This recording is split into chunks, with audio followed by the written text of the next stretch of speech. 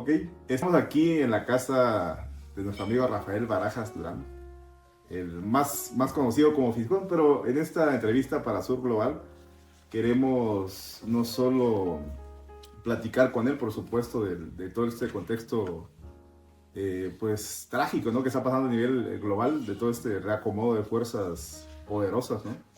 Sino también un poco, que eso me interesa particularmente a mí, seguramente a ustedes, de la persona, ¿no? De Rafael Barajas Durán, que es artista, que es arquitecto, que tuvo la beca Guggenheim, ¿no? Que es muy prestigiosa. Entonces, estamos aquí con el maestro. Pues Maestro. Es un gusto estar con ustedes y agradezco muchísimo el espacio. Gracias. Pues estábamos platicando, maestro, en contexto, tal vez vamos a empezar un poquito de adelante hacia atrás, de todo esto lo que está sucediendo a nivel global, ¿no? Es un sacudión civilizatorio, Sí, podríamos claro. llamarlo así. Sí, claro. Mira, yo creo que estamos en un momento crítico de la historia de la humanidad. Sí. Son varias cosas las que están ocurriendo de manera simultánea y todas son complejas, todas son delicadas. Entonces estamos ante un panorama particularmente explosivo. Lo primero que está ocurriendo y que es fundamental es que hay una crisis ya final del moderno americano. Y dentro de las oligarquías occidentales hay una fractura. Hay un sector que sigue centrando la economía en la producción. Hay otro sector que ya está optando por, que apuesta a que la economía está centrada en las lógicas del espacio virtual, en los terrenos del espacio, espacio virtual.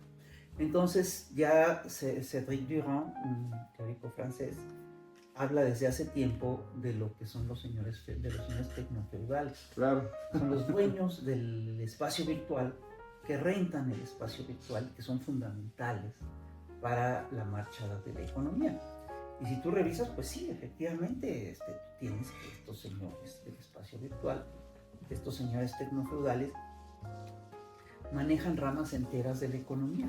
Claro. No, nada más con decir, perdón por la interrupción, cuando tú tienes que comprar un dominio, pues lo haces en un espacio de ellos. Claro.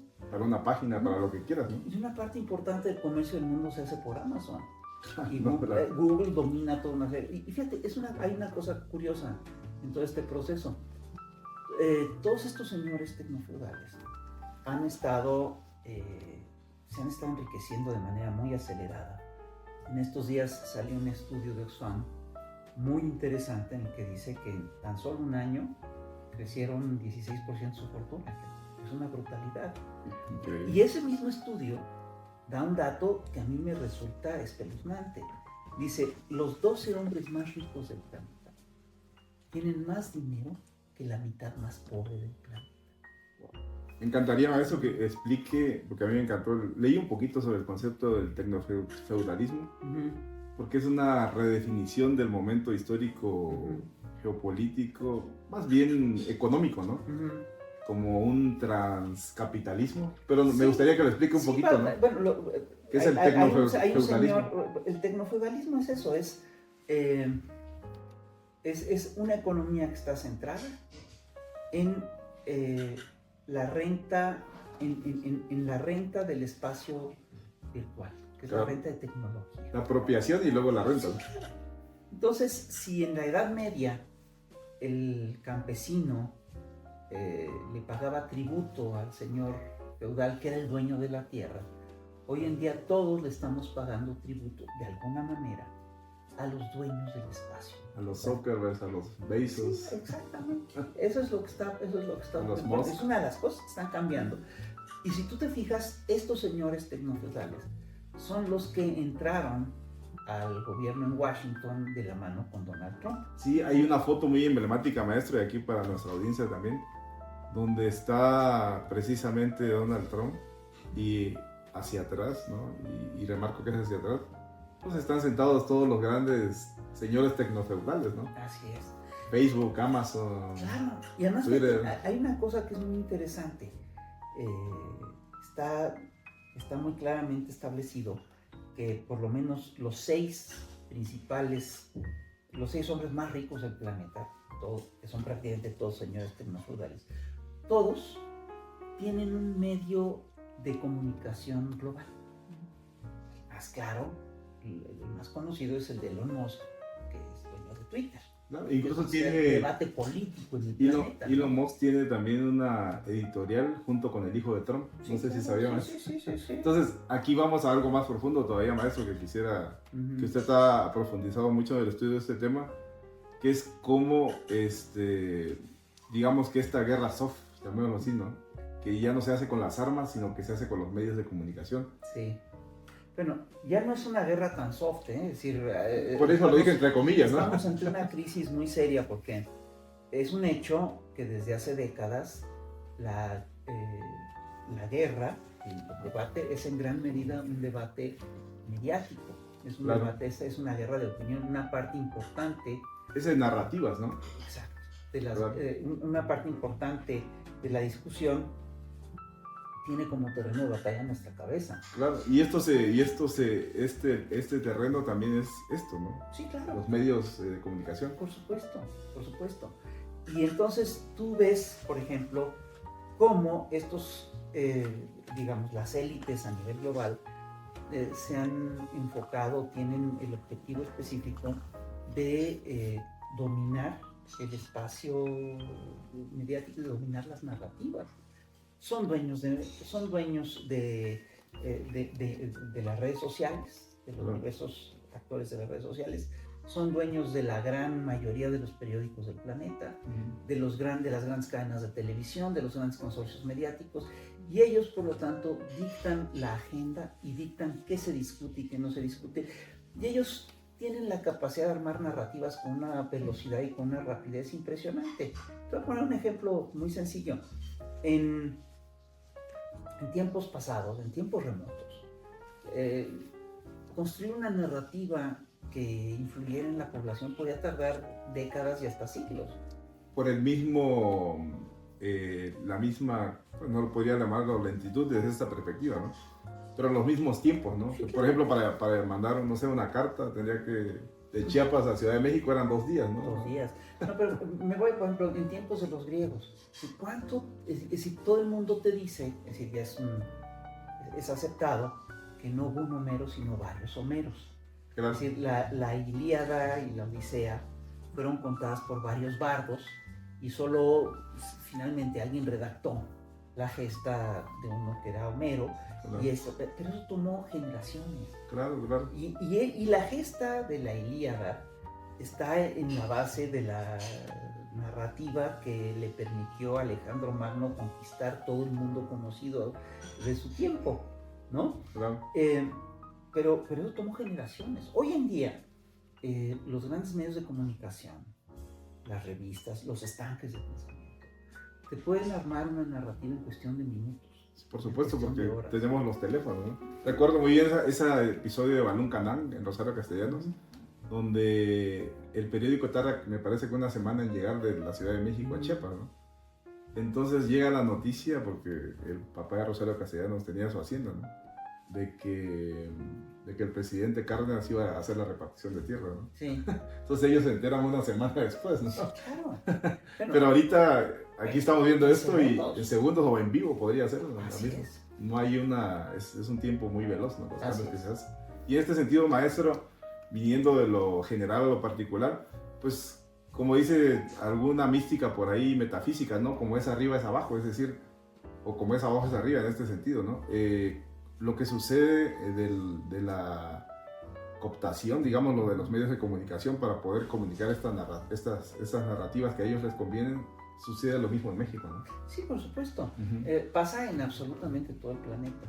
Entonces construyen narrativas con una velocidad impresionante y por supuesto que se apoyan en los medios masivos de comunicación para armar estas narrativas. Claro. Y si tú te fijas en México, los dueños de los grandes consorcios masivos de comunicación, por supuesto que son todos miembros del Forbes mexicano, ¿no? Están María Asunción Aramburu Zavala, Ricardo Salinas Pliego, los Azcárraga, Germán Larrea, pues todos son los grandes billonarios del país, que también son los dueños de los medios de comunicación. Entonces, que salgan en estos medios de comunicación, cosas que afectan sus intereses, es prácticamente imposible. Claro. Eso no ocurre. Por algo el presidente Obrador decía benditas redes sociales, ¿no? Porque fue en ese momento de coyuntura política. Cambio.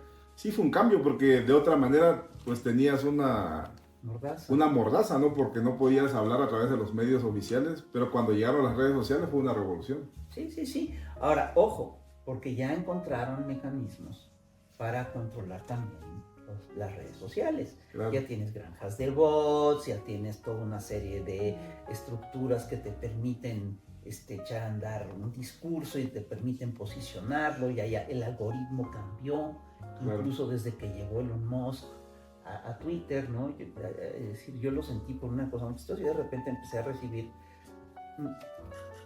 una cantidad enorme de videos violentos, ¿no? Es decir, eso forma parte del relato que están tratando de armar. Entonces, sí nos encontramos ante una élite que tiene la capacidad de armar relatos y narrativas con muchísima velocidad, y nos encontramos también con que muchas de estas narrativas están operados por expertos.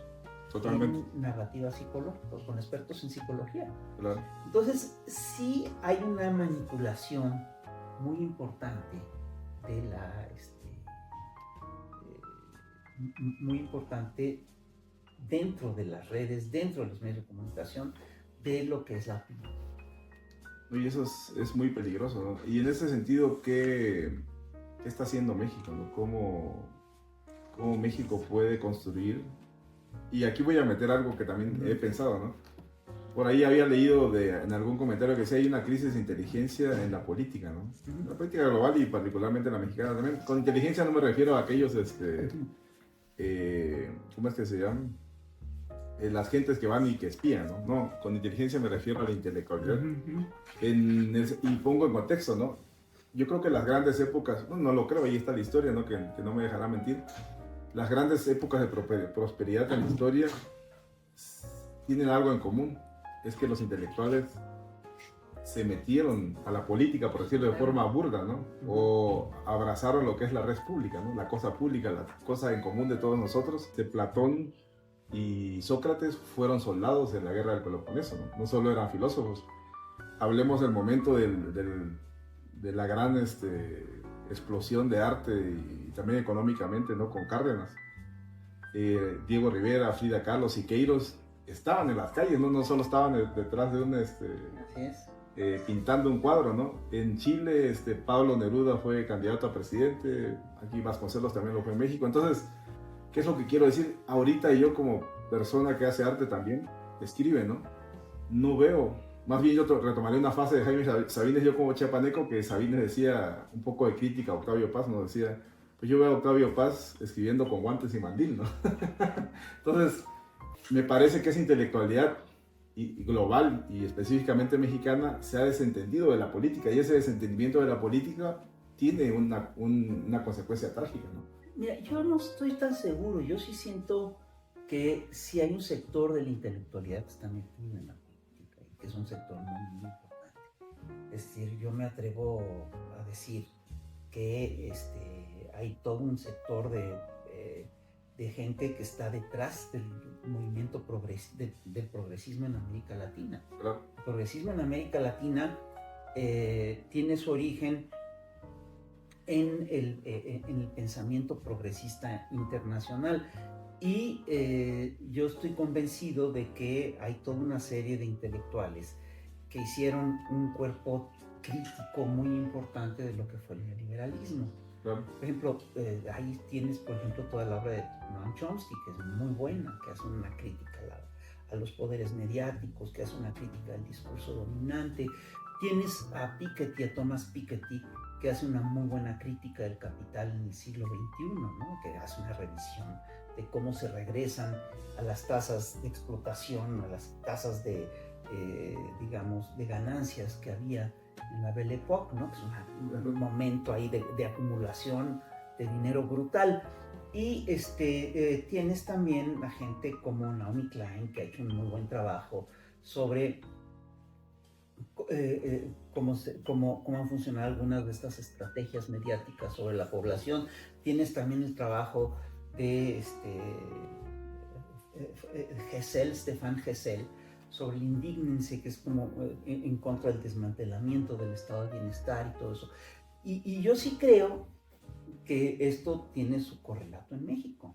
La Cuarta Transformación, sin lugar a dudas, recoge muchas de las ideas de algunos de los intelectuales fundamentales del México de finales del 20, de principios del 21, por ejemplo, Carlos Monsiváis, de muchos, de Montes de Oca, en fin, ¿no? Entonces, y muchos de estos intelectuales están metidos en la Cuarta Transformación, ¿no? Gente como Armando Bartra, Taibo, etc. Entonces, sí estamos, sí, es un momento delicado,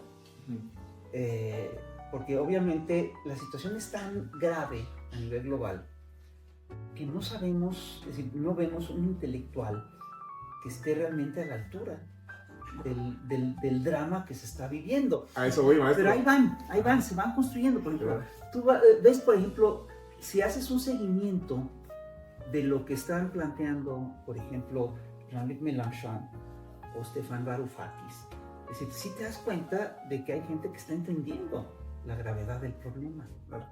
Mélenchon tiene un libro que a mí me parece que es muy bueno y que explica un montón de cosas, ¿no?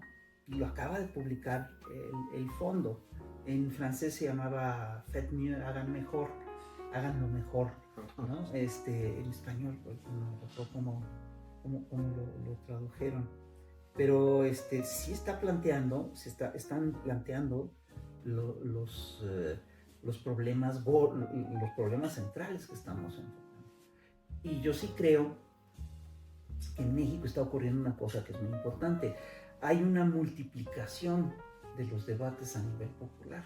Eso es muy bueno. Pues eso es fantástico. Fantástico, ¿verdad? Es decir, la gente está discutiendo como nunca y sí te encuentras con una población cada vez más informada. Es decir, a nosotros nos pasa mucho. Tú vas a las marchas, preguntas y le preguntas a la gente que va a las marchas obradoristas, y pues mucha gente está muy bien informada, tiene un cuerpo teórico que le permite entender lo que está ocurriendo. Y eso es un fenómeno muy interesante porque es la masificación de las teorías, del pensamiento teórico. Esto es algo que no se había visto. Sí, ya, digámoslo de una manera casi sentenciosa, ya la gente no se mueve por una despensa, se mueve por una ideología, ¿no? Por un corpus no sé si por una ideológico. ideología, pero se mueve por causas. Por causas. Y eso está muy bien, yo prefiero. Claro. Ah, por ¿no? supuesto. Sí, por siempre supuesto. será mejor. Ahora, sí estamos viviendo un cambio importante a ese nivel, pero por supuesto que el reto que tenemos hoy en día es extraordinario.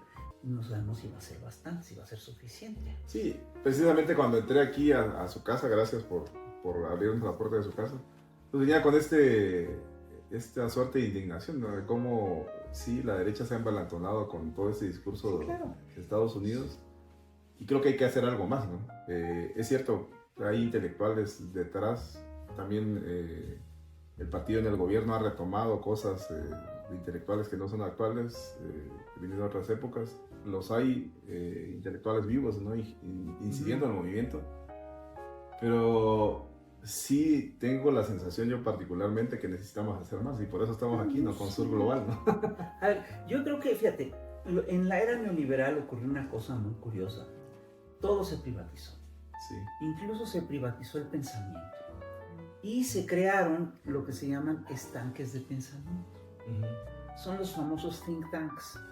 Se presenta, es decir, y obviamente estos estanques de pensamiento casi siempre estaban al servicio de grupos de interés económico, de grupos de interés económico y político. Y en cada país estos estanques de pensamiento se organizaron con lo que tenía el país. En Europa, y en Estados Unidos, estos estanques de pensamiento se organizaron sobre todo alrededor de las universidades y de la academia. En México se organizaron, curiosamente, alrededor de revistas, de capillas intelectuales, ¿no? Pero yo creo que lo que tenemos que hacer ahorita no son nuestros estanques de pensamiento. Lo que tenemos que hacer es desatar un enorme debate, claro, plural y popular abajo, y sí se está dando. Sí. Es algo que se está haciendo. Ahora, sí tenemos una situación que es compleja y regreso a tu pregunta. Tú dices, bueno, ¿qué hacemos con el tema de los medios de comunicación? Fíjate, Andrés Manuel López Obrador hizo una cosa brillante cuando echó a andar las mañaneras. Porque él se dio cuenta de que el gran debate que se iba a dar era efectivamente un debate ideológico y por la narrativa.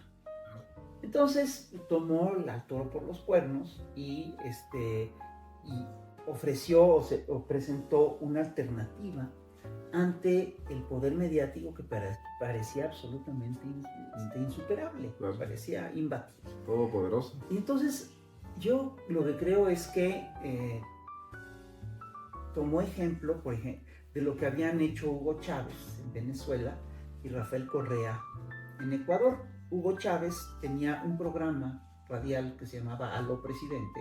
Sí, claro que lo conozco. Hablaba y contestaba. Se echaba 4 horas ahí, ¿no? Se echaba hablando. Y por el otro lado, Rafael Correa tenía una conferencia de prensa los jueves.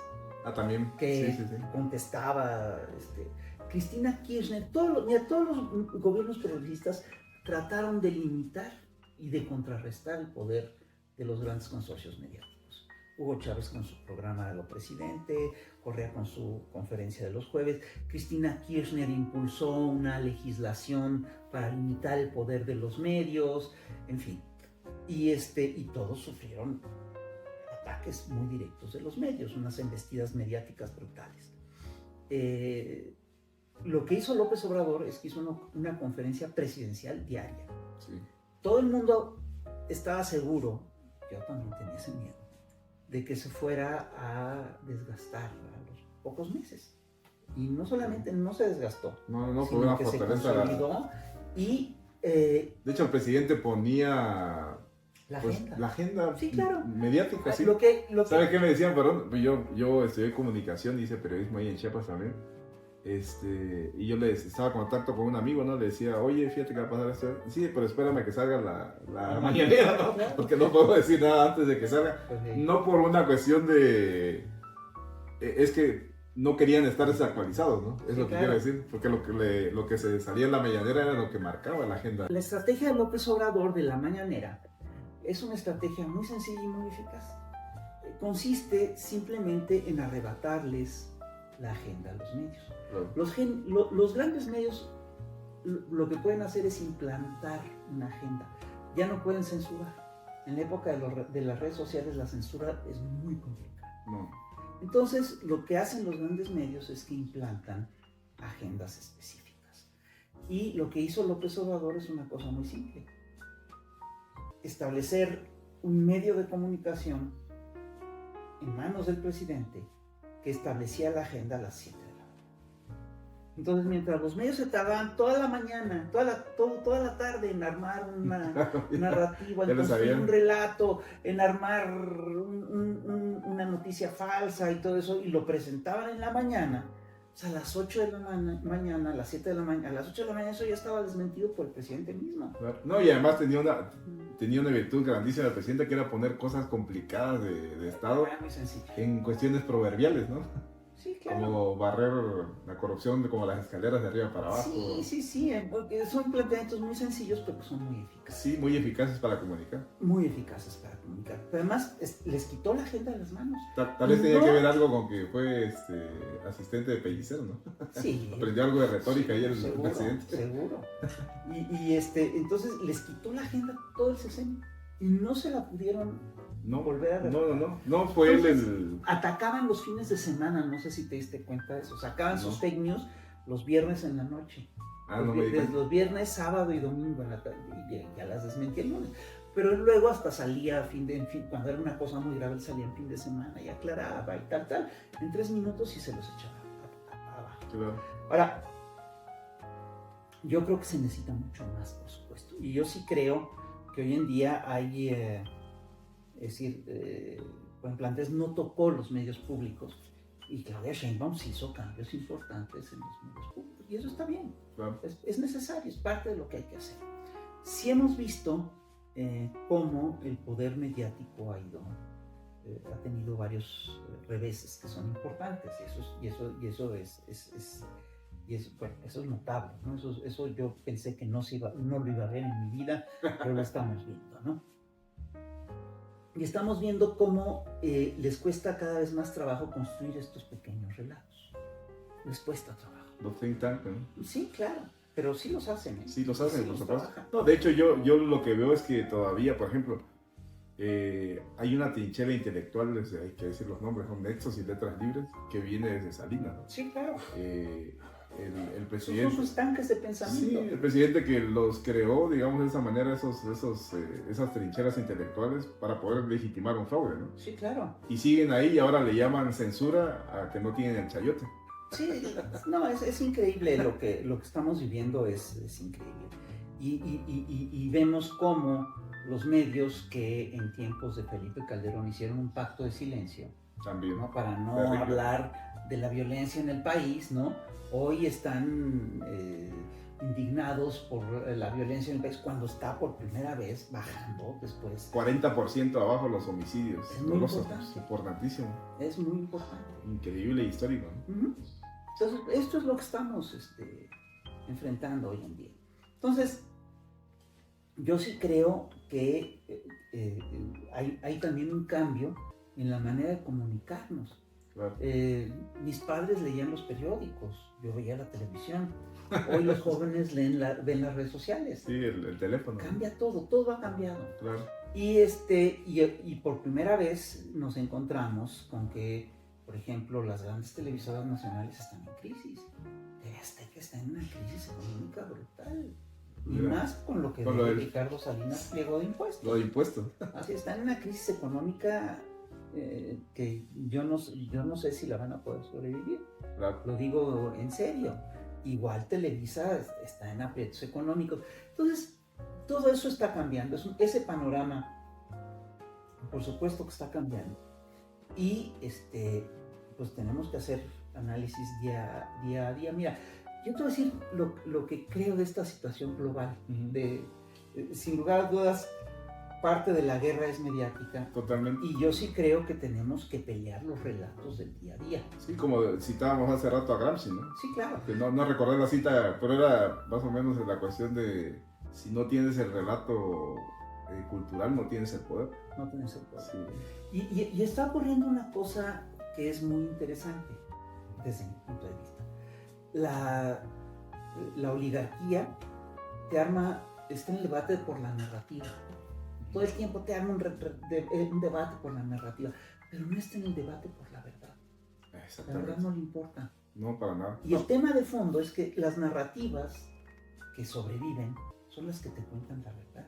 Sí. Yo Mientras pienso... más ligada está una narrativa a la verdad, sí, más tiempo sobrevive, más tiempo dura. Tiene más vigencia. Mientras ¿no? más profundo es el análisis de una situación y mientras más serio es el análisis de esa situación, más se apega a la verdad, más se apega. La narrativa será más duradera, explica más tiempo las cosas. Y estos están peleándose por narrativas que se caen a pedazos en horas. En 2 días, ¿no? En 2 días, en horas. Y no les importa porque vuelven a contar otra mentira. Y eso, a la larga, va a hacer que pierdan.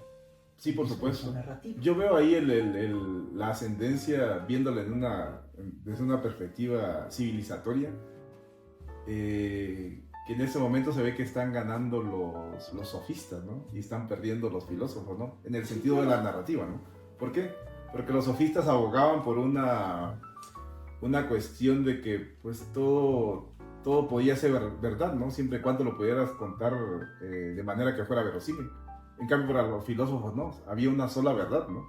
Y eso era la búsqueda. Entonces, en este sentido, estas narrativas que tenemos de Estados Unidos ahorita, sobre todo, ¿no? Y otros países como Italia, que tienen este tipo de gobiernos, pues son narrativas de sofistas, ¿no?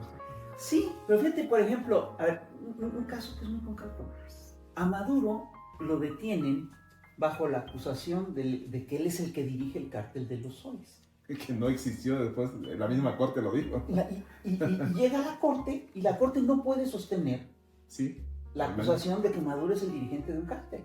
Entonces las acusaciones ya son de otro tipo. Luego cambian y son las arriba. horribles. Imagínate, están acusando a Maduro de que tenía ametralladoras. A ver, Maduro era el jefe del ejército.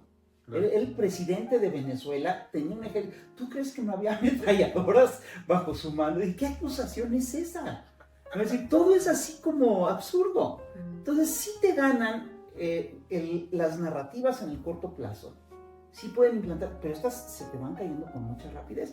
Ya todo el mundo te está diciendo que el cártel de los soles es el equivalente a las armas biológicas de destrucción masiva de Saddam Hussein, que presentó Colin Powell. Y es cierto, Claro, es un pretexto para la guerra. la falsa bandera. Exacto. Si tú te fijas en el caso de Donald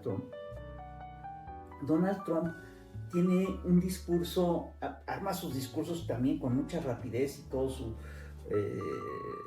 los aspectos, y todos sus aspectos ideológicos, todas sus construcciones ideológicas,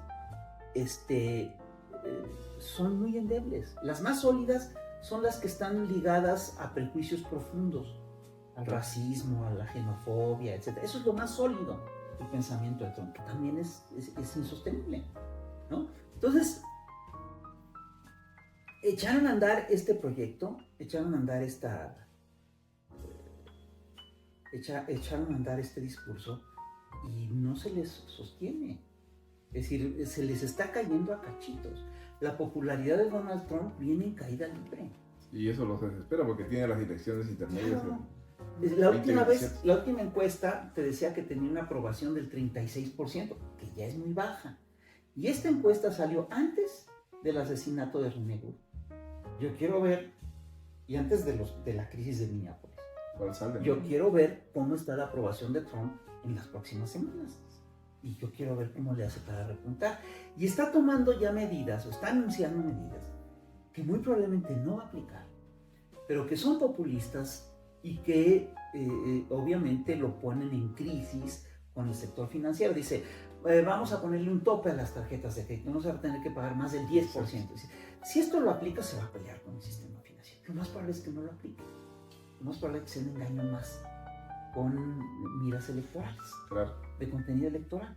Entonces está metido ya en esta dinámica. Y el mismo presidente de Estados Unidos dijo que probablemente si ganan los demócratas la siguiente elección, que sería el Congreso, ¿no? Que lo puedan Va impugnar. a ser el impeachment, ¿no? Sí, claro.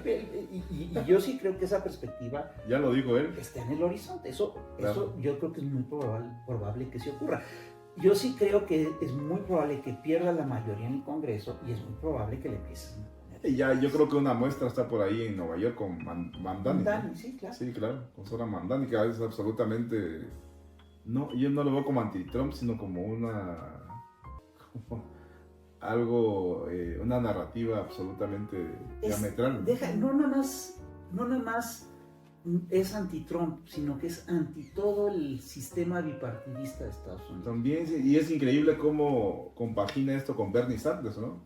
Y eso, que antes no me dejaba mentir a esto, que hace 10 años era inconcebible que alguien impulsado por el senador Sanders, con un discurso socialdemócrata, sí, claro, llegara tan fácil. Y además, yo creo que Mamdani es un poco más radical en su discurso, ¿no? Sí, claro. Sí, y además llegó, se dice ¿no? musulmán, socialista, sí, exactamente, ¿no? nació fuera de Estados Unidos. Sí, dice que le va a poner impuestos a los ricos, ¿no? Sí, claro. Para mí eso me quedó así como que, oye, pues ¿en qué mundo estamos viviendo? Y ganó. Y ganó. Y lo recibió Trump, ¿no? Y el problema, a ver, es que eso es parte, es decir, la crisis del sistema partidista de Estados Unidos es parte de la crisis del sistema, es parte de la crisis del modelo global. Todo esto está en crisis, todo esto está en veremos. Y fíjate, lo que está haciendo Trump es una cosa muy sencilla. Trump llega, es decir, lo que busca es reforzar al imperio norteamericano. Lo que busca es consolidarlo y hacerlo más grande y más fuerte. Pero todas las medidas que ha tomado socavan las bases de ese propio modelo. Lo que nosotros entendemos como... Lo de los aranceles. Se mete a lo de los aranceles. Se metió a la política de aranceles, todo le salió mal. Es Sí. decir, negocia con China y pierde todos los... la negociación que tuvo con China fue a la baja. Estados Unidos necesita las tierras raras que tiene China y necesita Groenlandia. el procesamiento de las tierras raras que tiene China, ¿sí? Y China tiene control de esa área estratégica. Y en la última negociación, Trump, una de las cosas que necesitaba era las tierras raras de China. Y China dice, está bien, se las damos por un año. Es un golpe. Es decir, Claro. quiere decir que tiene asegurado el suministro por un año y entrará a revisión para otros quién sabe cuántos años más. Entonces, Estados Unidos está muy desesperado. Y Trump, si tú revisas, se está peleando con todos sus aliados.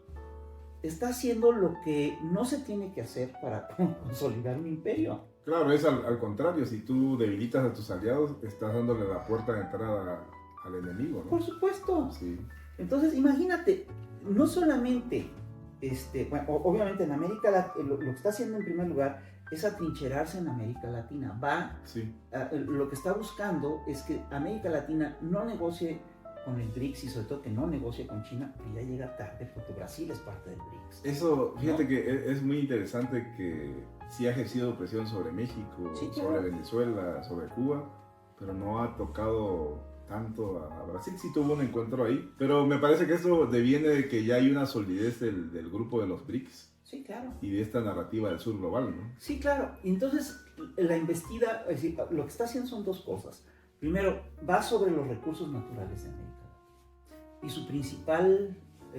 Yo creo que de objetivo todo el político- continente, porque también quiere Groenlandia, ¿no? Sí, O sea, bueno, tiene todo el ya no continente. es- Groenlandia ya no es América Latina. Sí, lo sé. Groenlandia es parte de Dinamarca. Digo, Ese es pero parte del problema. Ahí, pero ahí vamos a... pero también lo quiere, ¿no? Sí, sí, sí. Digo, que lo vaya a obtener es otra cosa, No está tan fácil. pero sí lo quiere, ¿no? Sí, claro, no, quiere todo. Ajá. Es decir, pero está muy desesperado. Entonces va sobre... su objetivo político son los gobiernos progresistas de la región. Sí. Y en ese sentido, maestro, ahí tocamos un punto que aquí a nuestra audiencia le va a interesar mucho, porque somos mexicanos. Yo creo que México, más que, yo lo veo tal vez con un poco tal vez de romanticismo desde lo poeta que soy, ¿no? Pero pues se ha perdido Chile, ¿no?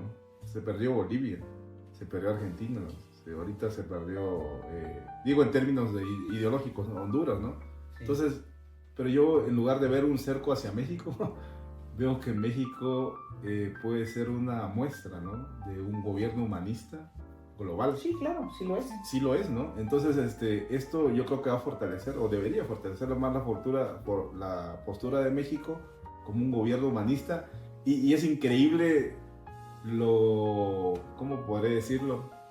Lo diferente, ¿no? Por decirlo de alguna manera suave, que es la figura de Donald Trump ante la figura de Claudia Sheinbaum, ¿no? Es una mujer, ¿no?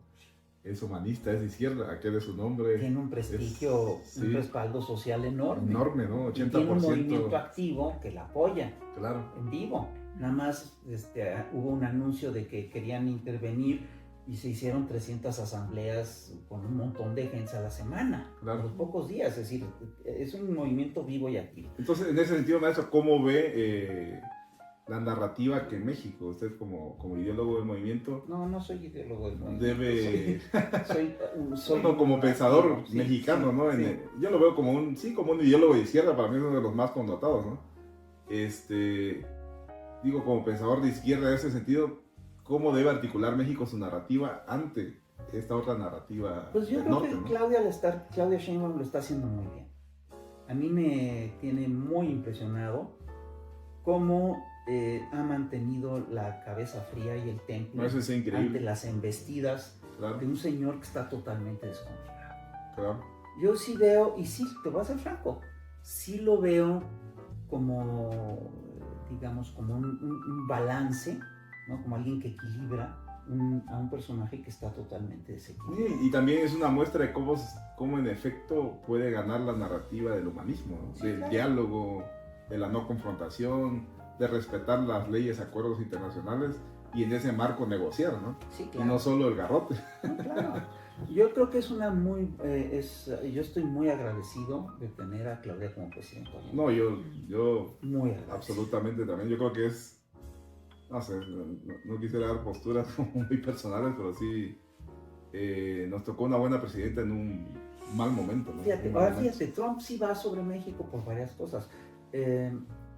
Antes de, es decir, él ha planteado en diversos momentos que quiere 5 cosas de México, que son que regrese el glifosato, que regresen el maíz transgénico, Sí, la terrible. luz, el litio y el petróleo.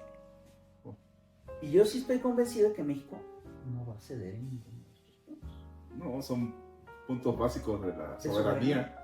Y empezando con el petróleo y carnes, ya desde ahí es una cuestión de la patria, ¿no? Así es. Y yo Claro. sí creo, Y sin maíz no hay país, ¿no? sí, claro, yo sí creo que México está defendiendo estos puntos. Ahora bien, estamos en una situación compleja porque Estados Unidos va sobre los recursos naturales de la región, va en contra de los gobiernos progresistas de la región, pero tiene problemas específicos con México. Es decir, amenaza todo el tiempo de intervenir en México y presiona todo el tiempo al gobierno para que entren la CIA y el ejército norteamericano a ser operativos en materia de drogas. Yo creo que México eso no lo puede aceptar. No, Eso es lo que hizo Felipe Calderón y eso es lo que nos metió no en se la puede. guerra contra el narco y es lo que permitió lo que provocó que se disparara la violencia en nuestro país. Así fue, es así de simple. Claro. Entonces eso yo sí creo que Claudia lo tiene muy claro, Claudia Sheinbaum lo tiene muy claro Ya lo ha dicho y la se ha presidenta. opuesto tajantemente a que eso se dé. Luego, lo que sí veo yo es que hay cosas objetivas que nos obligan a pensar que sería muy difícil una intervención armada en México. ¿Cuáles son? La primera, tenemos 3.500 kilómetros de frontera. Eso es muy importante. Es una frontera además que es permeable. Claro. Es decir, no te metes en guerra con un país con el que tienes 3.500 kilómetros de Y frontera. además con que Porque tienes te abre todos los campos. cuántos millones de mexicanos en su propio territorio. Ese es el segundo punto. Sí. El segundo punto es que hay 36 millones 36 de millones de mexicanos mexicanos de primera generación en territorio nuestro. que no van a estar contentos con una intervención. Pues yo creo que eso complica muchísimo cualquier intervención. Ya vimos un adelanto El tercer punto, en Los Ángeles, ¿no? el tercer punto es el hecho de que Estados Unidos es el primer socio comercial de México y México es el primer socio comercial de Estados Unidos. Somos sus principales compradores. Entrar en guerra con el señor al que le vendes tus Un productos balazo en el pie, ¿no? es totalmente delirante, Claro. ¿no? Y entonces yo sí creo que las razones objetivas para pensar que no va a intervenir son muy fuertes. Claro. Sin embargo, esas son las cuestiones objetivas. El problema es que aquí pesan mucho los objetivos. Yo sí creo que estamos en una situación muy peculiar en la cual la psicología de los señores en gobierno pesa muchísimo. Claro. El hecho de tener en Estados Unidos como mandatario a un señor que es profundamente narciso, que tiene un narcisismo maligno, por supuesto que nos coloca en una situación de incertidumbre total. Sí, No porque- sabemos qué va a hacer. Porque ya bien dijiste lo que es el objetivo, pero no actúan desde la objetividad. No, él no actúa de la Ya dijo que su objetividad va a ser su propia moral y su Imagínate. propia ética, ¿no? Ya, o sea, Sí, el está acusado. derecho internacional ya feneció, ¿no? Sí, claro. Él violentó todo es decir, uno de los dramas de la intervención en Venezuela es que violentó todo el derecho internacional y todas las bases de la política internacional en la que se sostuvo el imperio norteamericano desde después de la Segunda Guerra Mundial cayó hecho pedacitos por lo que él hizo. Claro. Una cosa increíble. Es verdaderamente un despropósito lo que hizo.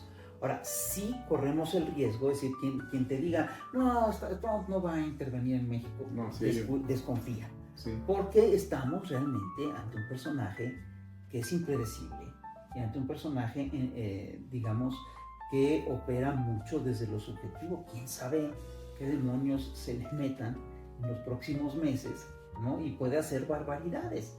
Entonces, lo que yo sí veo es que esta situación nos pone en una...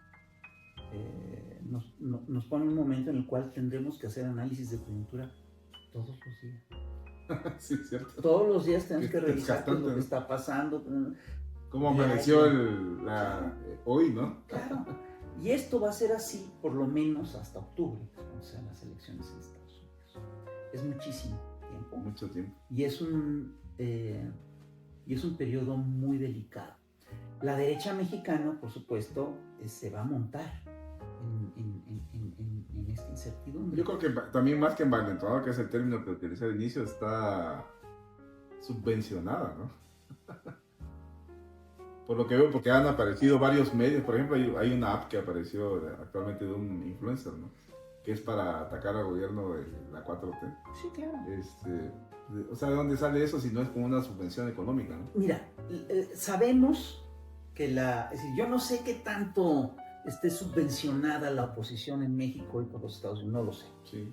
Lo que sí sabemos es, por ejemplo, que Mexicanos contra la Corrupción y la Impunidad recibió millones de apoyos de la National Endowment for Democracy y de otros organismos norteamericanos, ¿no? El sueldo de María Amparo Casar venía de estos organismos. Estamos hablando, estos señores sí intervienen en los asuntos internos. No, por supuesto. Esa es la meta. Sí intervienen. Ahora, ¿cómo y cuándo? No me atrevo a decirlo. No sé cuánto, no sé de dónde viene el dinero. No te puedo documentar cómo viene el dinero, cómo está Pero sí se percibe ese... Sí. Cuando aparecen cosas nuevas, cuando se envalentonan, ¿no? Sí, claro. Entonces, la USA y la National Endowment for Democracy transparentaban sus cosas, pero eso ya ni siquiera lo vamos a tener. Claro. Entonces, pero lo que sí vemos es que en todo caso esta derecha está muy envalentonada. Ahorita sí, y de aquí hasta octubre, como bien dices, lo va a seguir estando. Sí, claro. ¿No? Y obviamente su apuesta, es decir,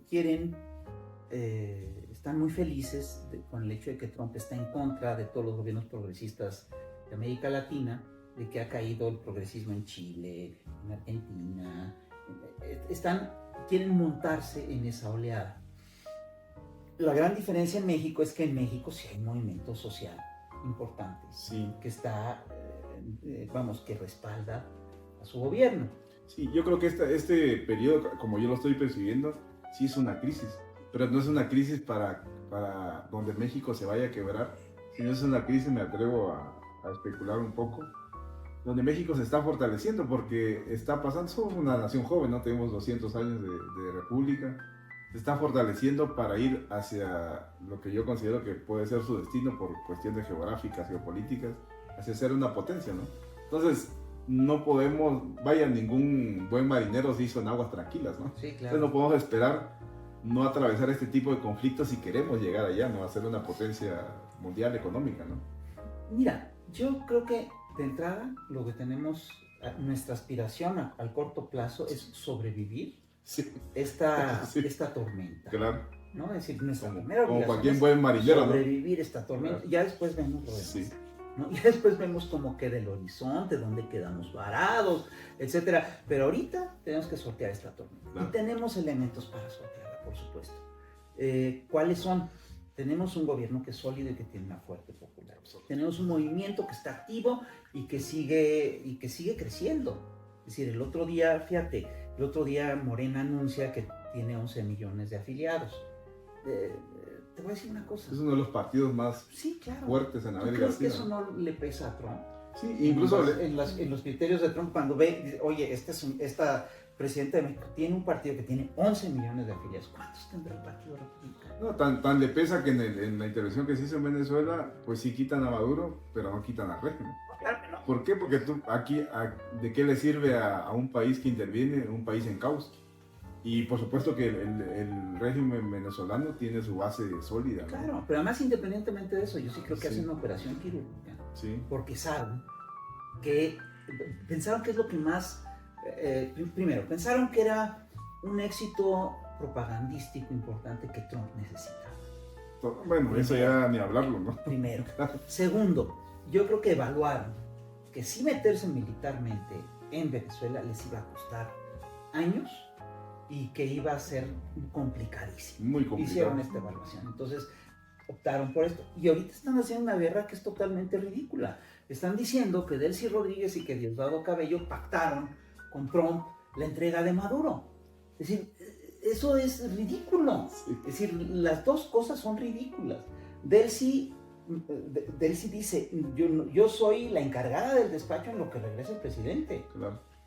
Diosdado Cabello es un hombre disciplinado, es decir, todo el gobierno sigue siendo un gobierno chavista, es decir, eso no cambió. Todos los gobernadores, el ejército, Sí, claro. el régimen no cambió. Hubo un cierre de filas de sectores de la oposición en contra de la invasión. Claro. Entonces, es una locura lo que hicieron.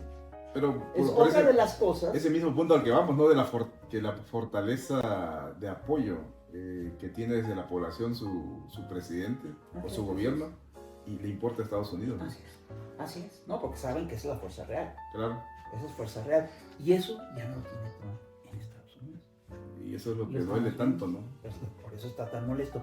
Entonces, yo sí creo que estamos viendo una crisis final, imperial. Sí, yo lo había visto, bueno, sí, en efecto, no solo, yo lo veo más allá, ¿no?